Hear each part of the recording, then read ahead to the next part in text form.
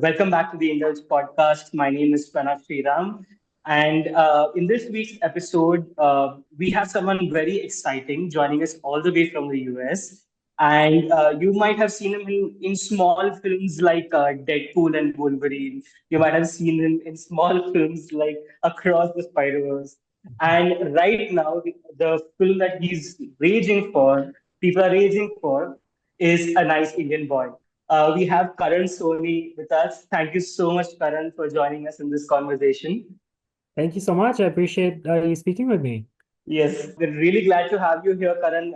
First of all, I would love to, congratulate you on the film, and it's been doing a lot of festival round right now, and it's been feted a lot as well by a lot of these festivals. But at the core of it, it is a very nice, simple, sweet story that that really wants to be told, and from what we have understood here in India, from the log lines, from the synopsis that we've been able to read. So I would want to begin the conversation with you telling me about what the story is about for those who are yet to get introduced to it, and your character as well. It's a beautiful character. It's something that Indians per se might not have seen before. Yeah, So what will you tell us about them? yeah, absolutely. So the movie is called A Nice Indian Boy. It's actually adapted from a Yeah, called A Nice Indian Boy, and the play I think was first yeah, almost 10 years ago now. Written by an Indian right, writer from India, Madhuri Shekhar, who now actually lives in New Jersey and is a very successful screenwriter. right, Um, uh, right. Playwright.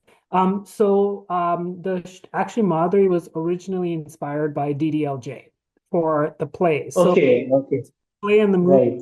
follow a similar structure to DDLJ. So it's Mm, about mhm, two people meeting. In this case, what's different mhm, is my character is queer and ends up meeting mhm. Jonathan Groff's character and Yeah, fall in love. And then the majority of the movie, unlike most Hollywood romantic movies, is about the parents' approval, which is a very of course, yeah.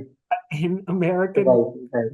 We often joke about how Yeah. you'll have see a love story and you'll never even meet the character's parents in American movies, but That's true. Indian culture Yeah, marry the family. So the movie is really about yeah.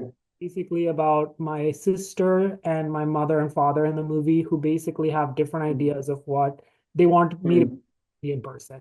And mhm, so it's really about them sort of this character and my character ending up kind of winning the family over before the end of the movie. So in many ways it follows right. a similar structure to DDLJ where the Shah Rukh and Kajol meet and everything is Yeah, yeah. and then Shah Rukh has to basically win over her family. And that's Mhm. same thing but in a different way with this movie. Right, right. That's great. I think speaking of following the sort of general storyline that DDLJ has, it sort of brings this thought to my head that rom-coms in India never really go out of fashion. Although nowadays we see a resurgence of rom-coms coming through the West, coming in Hollywood, but Yeah. when we think of rom-coms in India, there's no dearth of options to see. So of course there's a lot of there are various elements that are quite different from the general so to say the standard rom-com in India. But I would want to know how does a nice Indian boy sort of stand out that way. What are some elements that you would say that for an Indian viewer would really work and be more relatable in that manner? Yeah, I think it's very relatable for people in India and actually Indian Americans also because um Hmm. the movie is it's very respectful to the parents. And I think what happens Hmm. in Hollywood movies is the parent characters are not always, but many times kind of like quirky side characters and they don't have full stories and Hmm.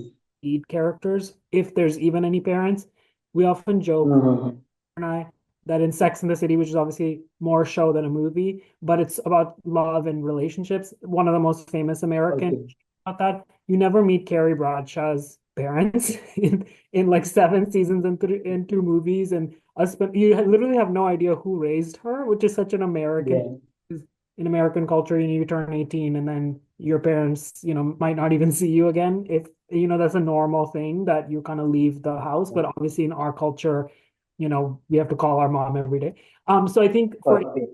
that's what's really enjoyable. But also it's been interesting for a lot of even non-Indian audiences, as we've shown the movie, Mm, older people, parents, they feel very emotional watching the movie because the movie is very, very mm, to those characters. And actually, I think that's where the emotion comes from because there's something really beautiful in, any kind of conflict when a parent is unhappy with their child, which does happen a lot in Indian culture because they have different expectations. There's something to me very emotional and moving in watching the parents actually accept who their child is. And that to me is such an emotional thing because, you give birth to someone and then you want them to be a certain person, and often they become something else. And that journey of accepting, like, this is the kind of child I have and I love them no matter what, is it just tugs at a very human emotion. So I think there's something in the movie that's what really is making people kind of move. Not even as much the love story, it's more the love story between the parent accepting the child. Which as someone who's queer myself is such a universal thing because that's mm, often where a lot of that conflict comes from is between the two generations. yeah. That's the thing we've shown the movie a bunch of times at these festivals, like you said, and we'll have very, very emotional Q&As after, and sometimes people have brought their, Mm, and it's just such a cathartic experience to see kind of like that thing. And many times people will share their stories of like, and it doesn't even have mm, to be queer, couples. As you know, I'm sure there's often, people don't want to marry interfaith, or in many cases, they don't want you to marry a white person or a non-Indian person, whatever it is. And then eventually, mm, they might have missed a part of their child's life, not gone to the wedding, not done certain things, and then hopefully time has gone by and they've mended the relationship. So mm, it really brings out a lot of those emotions, I think, the movie. And that was always our pitch for, we were like, this movie is for everyone because, you know, mm. everyone has dated someone that they brought home that their parents are like, this isn't who I thought it would be. Or even if it's not that, Yeah. it's that their child has turned out a little bit different with what they want to do with their life than the parents wanted. And Mm, that conflict is kind of mm, universal in most cases. And there's something very emotional about watching the older generation kind of understand the younger one and come together. And the movie ends in a big Indian wedding. And there's just, mm. weddings are just, they're so emotional. It's, they're, as you know, Yeah. dramatic, and we shot the full version of it with 300 extras, everything. And there's just something about going on the mandap and using the music and Mm, all of the everyone, like how they're dressed, everything just feels very emotional. So it really has that like kind of good crying mm. feeling, which a lot of the best love stories have. Like I'm always watching Karan Johar movies and like ugly crying at the the wedding. And so we tried to borrow a lot of that stuff, the director, Mm, myself, and everyone involved mm, in this movie with like, how can we give an American audience, a Hollywood audience, what the feeling is of watching a Bollywood movie, which to me is often mm, big emotions, big love, mm, generational stuff, and also a lot mm. of crying at the end. So. Yeah, I think that's the most telling feature of those films where you really relate to the character, especially at this big wedding set, as you said, pointed out in Karan Johar's films. But I would really want to know, as you shot this film, right? There have been a lot of, I'm assuming there has been a lot of personal journey that, sort of you must have fused with it, a lot of your own journeys that you must have brought to the character. It's very close to you, is what I assume. But I would want to know how you brought that out in a way that really resonated with, of course, not just the director, but also with the viewers that you see, at these film festivals when you talk to them. What aspect of this character that really resonated with you as well as those audience members who come up to you and talk to you about it. Yeah, that's a great question. The characters of was interestingly like a little bit more challenging just because Mm, character who's very shy and he doesn't mhm, he feels. And so essentially mm, it's not a coming out story, so the character has already come out and all of that stuff. mm, Really, it's the family really wants him to marry someone who's Indian versus not is really most of the mm, but the real conflict is that they just don't want him to have a big Indian wedding because it's that thing where Mm, the family's like, we accept you, but we don't know how the community will feel. So we don't want to do mm, this because Indian weddings are the splashiest. You invite everyone, they're big. And they were like, we're not ready to see two men do this in this mm, ceremony. So they're like yeah, that sounds in good. like a small like courthouse. Like to them, they're like, we're being supportive. And so the conflict really is about the character who's been kind of very shy and not expressive. He Mm, meets this person, he falls in love, and then he kind of wants to come out of his shell. And by the end of the mm, he's spoiler alert, I'm dancing at this wedding to a Bollywood song. And, it's like really coming out of his shell. So what's hard about that, just practically playing it, is that oftentimes mm, I'm not saying in the dialogue what I'm really feeling, mm, see it on the face mm, or in between the lines. mm, Honestly, I have no method of you just hope to feel what you're feeling and hope that the camera captures it. And it isn't until the editing and stuff that I go like, is any of this reading? And thankfully it did, but you're always kind of playing that risk with something like that, which you just have to trust that if you're feeling it, the mm, camera will feel it and the audience will feel it. But it's kind of like at a certain point you just leave it up to the universe of like if this is gonna land or not. I think right. try to show it too much, it actually doesn't work. So Mm, many times on this, mm, I would go home and I'd be like, I don't know if I did anything today, which was right. Because he's not often saying a lot of the stuff that he's feeling, but I think mm, the movie you can feel that. But I think what's really interesting about the movie too is that it's this very interesting thing where the character is, he's technically accepted and by his mm, thing. But it's the next step of that, which is you're accepting me within the walls of our home, but will you accept me mm, of the world? And that is, I think, the step that he's taking, which is mm, fighting for that. And instead of just mm, being happy with what he has, he's like, no, actually, I want the full experience. If I was straight, mm, you to have a wedding for your son. Like you would be so happy mm, to have the mm, all that stuff. So why don't I okay. deserve the same thing? So that's the thing he's fighting inside. And by the end, he basically Mm, sort of gives his family the choice of like, I'm gonna choose this for myself. I'm gonna have a big wedding. mm, You guys can come and be a part of it. I would love to. But if not, like I'm still gonna do it because I want to celebrate life mm, the same way you would celebrate mm, if I wasn't queer. mm, So that's the sort of heart of the journey of the character. And right. again, many people can relate in many ways. I think a lot of us, if you're queer, straight, whatever you are, I think it's easy Mm, life on a smaller level sometimes. Be like, I don't want to ask for the promotion. I don't want to do the thing. I should be happy with what I have. And that journey of like, actually, mm, I think I deserve a little bit better. I think I deserve more, and kind of agreeing to be like, I'm not going to settle for that. It's sort of the thing that mm, a lot of people will mm. do with that character. So I think I would want to move away from this film right now and talk to you about your career in general.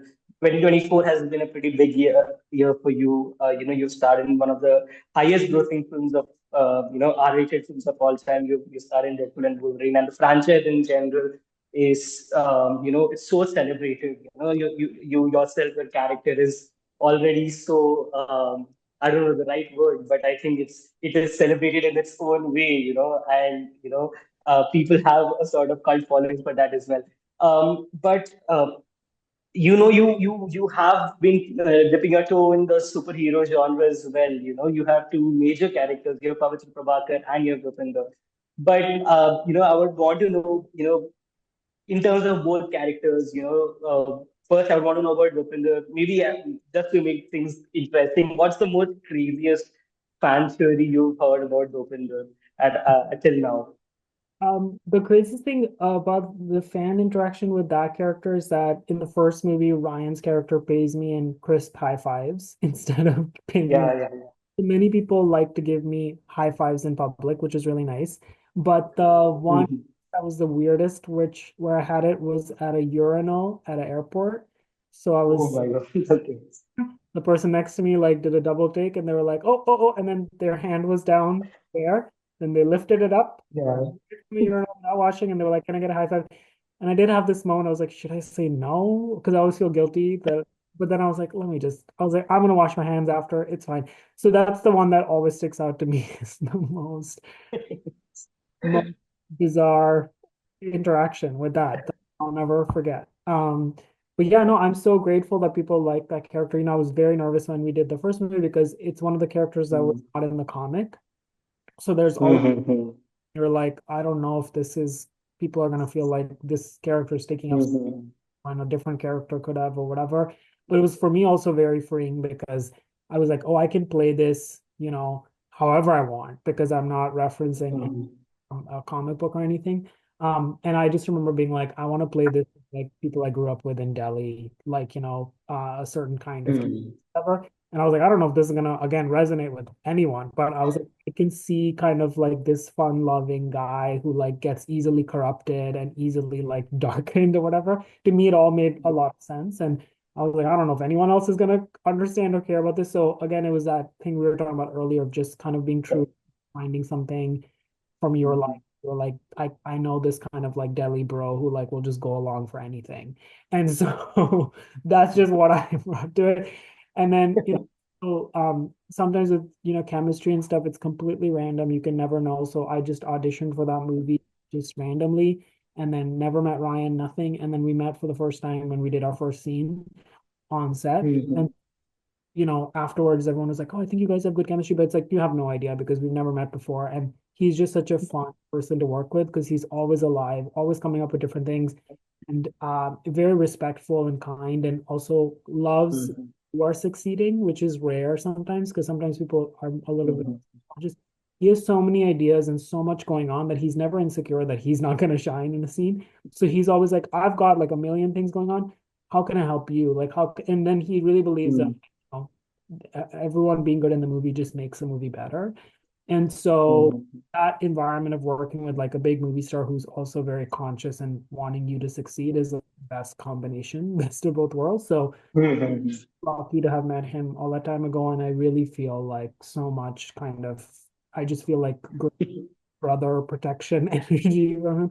And I learned so much from him actually, just in a practical way, because Ryan actually writes a lot of his improv and ideas, phone notes app.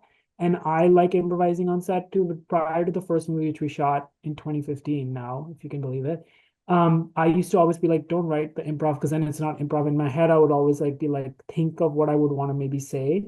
And then it's a lot of pressure because you're like in your head. And then when I saw Ryan writing it, who's one of the quickest, funniest people, I was like, oh. And then I remember asking him about it, and he's like, there's no pride in like saying that you came up with it. He's like, I write everything down. And then like I'll come to set and I'll be like, okay, let me try this, let me try this. So ever since then, I started writing. So my script is always full. The margins are full with like different ideas of like maybe try it like this, maybe try this. Mm-hmm. But it was because he kind of gave the freedom to do that. And so, Mm-hmm. yeah, Great. I think, like you said, it's among Marvel actors in general, playing characters beyond 10 years seems to be like this very big, sort of milestone for people, and you yourself are sort of reaching that milestone of 10 years. Um, you know, but going forward, I know you can't maybe say too much about it, but going forward, how do you see Dopinder's character as well as Pavitr Prabhakar's character? That's another character that really resonated with not just Indians but the entire world in general. I mean, Pavitr Prabhakar has his own story and fits so well in that entire sort of this that animated film. So I would want to know. Both these characters, where do you hope to see them grow? Because both these franchises are so strong, and there is endless possibilities to tell these stories. So where would you want these characters to see, you grow? definitely like the Pinder stuff. I would just love to, whatever comes out of Ryan's brain, I'm happy to do. But if it continues for myself, I would love for him to interact with other characters in the MCU. And Mm-hmm. my favorite part of playing that part was how he's very sweet but can be very violent. And Mm-hmm. loved in the second Yeah. to kill some people. So any version of that again, where he gets to show a little bit more of his like violence and stuff would be really fun. But yeah, I mean, to me, honestly, I would just happily do just scenes with Ryan again because it's such a fun. Mm-hmm. But yeah, if it could be in the bigger world in any way, I'm such a big fan of the MCU in general. I've seen all the movies, everything. So just as a fan of those people, like it would be cool to work in one of the bigger things of that world. But if it's just literally me and Ryan chatting it up in a car, I'm more than happy because it makes me so happy. And then yeah, with Spider-Man, we are there. I'm gonna start working on the new one soon, and I think, and I haven't read any script, anything. So but they're Okay. with that, and I think in the new year I'll start that a little bit. But I'm really excited for that one because that, yes, like you said, I mean that was such a crazy thing because I really, yeah, it was the same thing where they basically had something written. I auditioned for that movie randomly, and they sent me the audition scene from the first movie where, just a random scene from the first movie. So I didn't know what character I was supposed to audition for. And then I ended up getting it, and they were like, "Oh, you're gonna play Spider-Man in India." And I was like, "There's a Spider-Man in India." Like I didn't even know. And then I remember like Google, Okay. oh wow. And then when they were like, we're doing our own version of it and like all this stuff and Mumbai and all this stuff. And I was like, this is so cool. And then Mm. I remember their biggest thing, Chris and Phil, who wrote those movies, their biggest thing was they were like, we don't want this to just be like an Indian person's favorite Spider-Man. We want it to be like, Mm. it's everyone's favorite. So then they were like, how do Uh, you to play it? And then, so that was like a very, very fun experience. mm. It's been received so well. And so that makes me really happy. That's good. White kids are playing with the Indian Spider-Man, I feel very happy because I feel like we have been playing with the regular Spider-Man for so long that I'm like, it feels like, that they like this one a lot as well. But yeah, that one definitely, I think it's gonna come out sooner than later, and I'll be a part of that in some shape or form. With that, I'm really excited for him to interact with some of like the characters from the original Into the Spider-Verse, because as you saw at the end Okay. last movie, there's Gwen assembles her own little team, and Yeah, yeah. so like Spider Noir is such a funny character to me, and so like Dark Yeah. interacting Mm. with my character and my character being like that's with his love life or whatever he gets up to. I think that's just like a funny combo. And then for me, we're Mm. that's about the acting, but I love the way the action was animated with like the Bangles. Mm. Yeah. So original. I want to see more of that, more of the action scene, him in that. Mm. So that has nothing to do with my voice or acting, but selfish. Like I'd love to see him fight and what other things he can get up to with that. Um, Yeah. so yeah, I'm really excited. I have no idea. They even for the second one, we did the full script. I would just get my scenes, and then I had no idea what was happening in the rest of the story. So in a way, it's kind of like I got to watch the rest of the movie as an audience member. So also with this one, I will just get whatever parts I'm in, and then try to make that hopefully the best that I can make it. Right. Right. Yeah, No, I mean, I think wherever both the characters go for both Dopinder and Pavitr Prabhakar, I'm sure it's going to fit the story and your voice and your performance as well. So, moving forward, since we've sort of discussed a lot of heavy topics as well as a lot of light topics, I would want to go for a quick rapid fire with you. It's just about five, six questions, and I would want you to quickly like sort of give me a quick grasp of those questions, and we'll begin with the first one if you're ready. Yeah. yes, So sir. okay, so the first question again, it's got to do with superpowers and superheroes. So if you had a superpower of your own, because we know you can get creative, uh, if you had a superpower of your own, what would it be and why? Easy. Teleportation. A big reason why Okay. gone to India in a long time is the flights are too long and too expensive. So yeah, if I could go anywhere and not have to be at an airport and just appear somewhere else, that sounds amazing to me. So I would do that. Okay. Right. And what would you say your go-to karaoke song is? Oh God, my go-to karaoke song is to not go to karaoke because I'm such a bad singer. So many years ago, I was like, let me just do it. And I think someone was singing something, and I was like, I'll sing it with you. And it was everyone was like being very sweet and encouraging. They're like, you can't be that bad. And then I started, and literally people were like, you need to stop singing, because it was so bad. So I still sing alone in the shower and stuff. I mostly, honestly, only listen to Bollywood music. So that's what I'm usually singing to myself in the shower, but I would not do karaoke. I think it's okay for me to just not do that. I literally don't, Okay, okay, fair enough. people will pressure me to eventually be like, take part in it. And then anytime I do, their faces just, it's like they're at a funeral. It's bad. And it's just not for me. I wish I could do it, but no. Okay, fair enough. But being an Indian, I'm sure there will be one song that will come up to you later on, sooner or later. So, if you're an alien, what planet would you call home and why?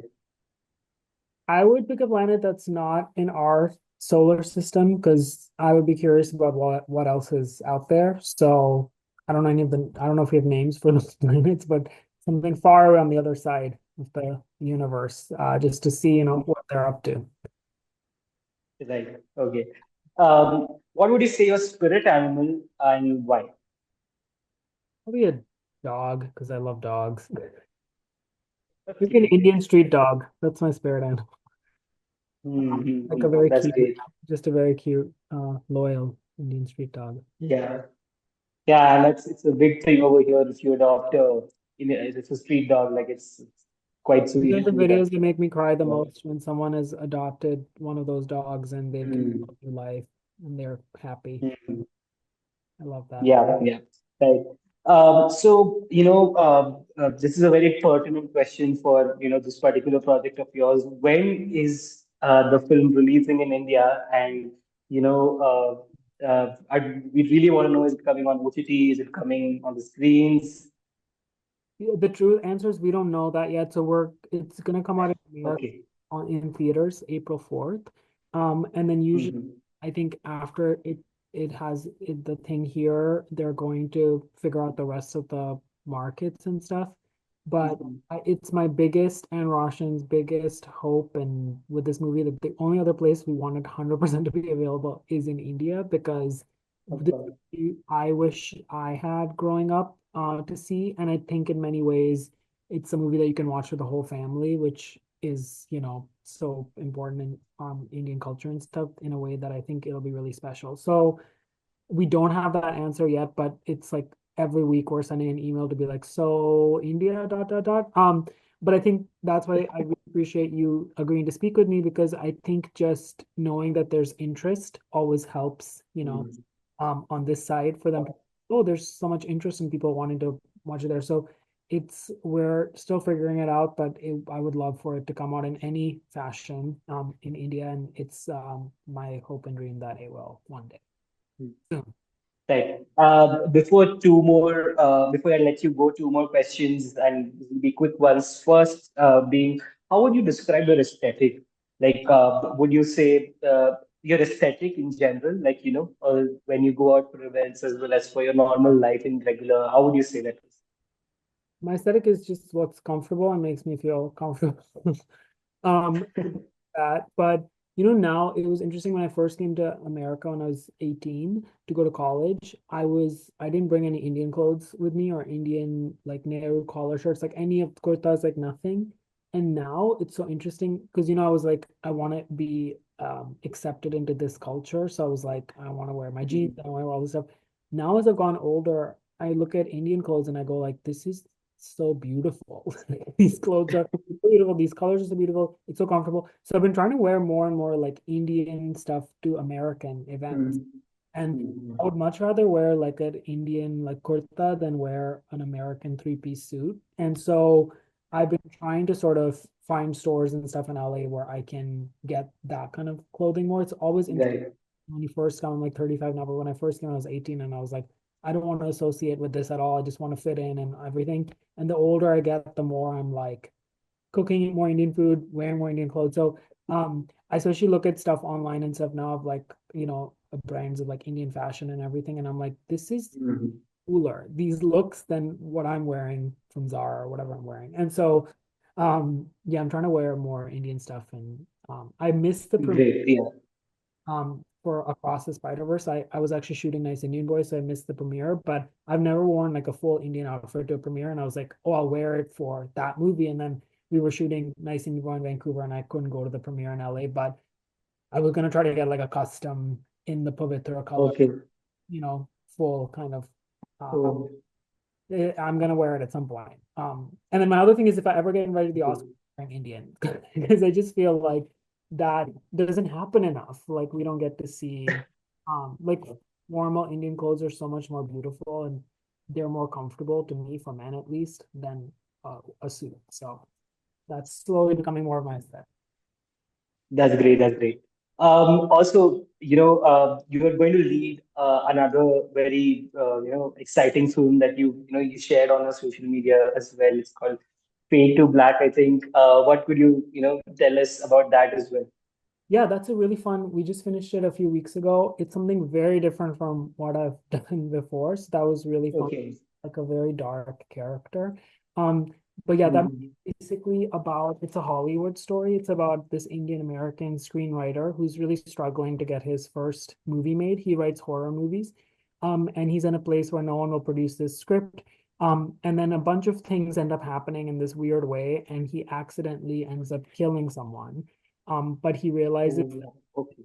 the kill in the movie is very similar to something in his script, and he begins to use that news article as a proof of concept to get his movie made. And so ultimately, the movie is about how far down darkness you will go to make your dream come true. So he slowly realizes like there's people in his way and he can kill them to get ahead in his career.